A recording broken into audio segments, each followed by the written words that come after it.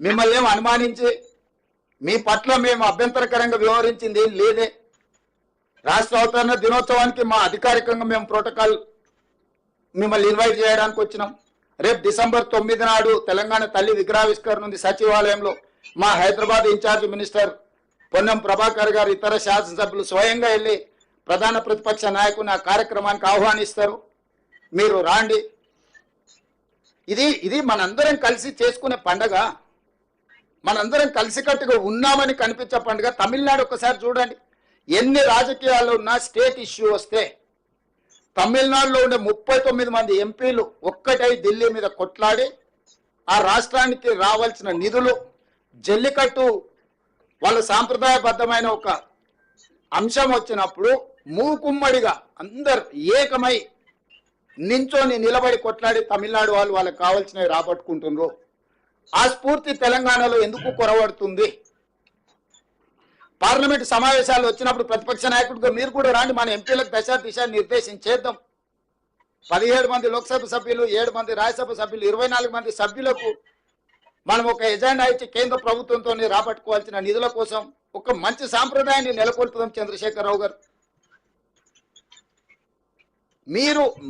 మీకు మేము నచ్చినా నచ్చకపోయినా, మీరు ఇష్టపడ్డా ఇష్టపడకపోయినా, ఒకవేళ మీకు మనసులో బాధ దుఃఖం ఏదైనా ఉన్నా ప్రజలు ఒక తీర్పు ఇచ్చిండ్రు. ఈ ప్రజాస్వామ్యంలో ప్రజా తీర్పే గొప్పది.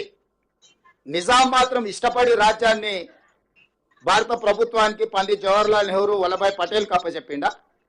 నిజాం ఏమి ఇష్టపడలేదు కదా.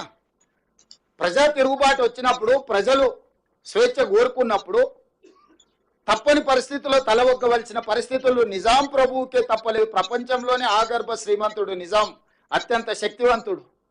అలాంటి నిజామే ప్రజా ఉద్యమం వచ్చినప్పుడు, సాయుధ రైతాంగ పోరాటం జరిగినప్పుడు నిజాం ప్రభువు గారే తల వంచి భారత ప్రభుత్వానికి తన రాజ్యాన్ని అప్పగించిన పరిస్థితి మనం కళ్ళతో చూసినాం. అదేం ఎప్పుడో జరిగింది కాదు.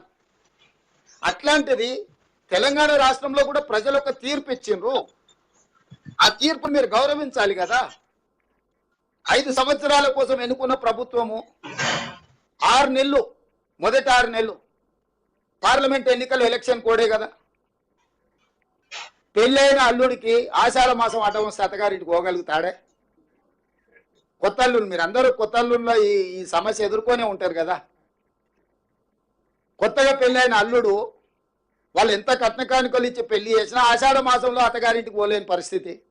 అట్లనే మొదటి 6 నెలలు ఎలక్షన్ కోడ్ వల్ల నేను మా బట్టన్న సచివాలయానికి రానేలేదు. ఎన్నికల కోడ్తో పరిపాలన మేము దృష్టి పెట్టడానికి లేకుండా పోయింది, అధికారులను పిలిచి సమీక్షించడానికి వీళ్ళు లేకుండా పోయింది. ఈ 5 నెలలే కదా మేము పరిపాలనలో కుదురుకొని నిర్ణయాలు తీసుకొని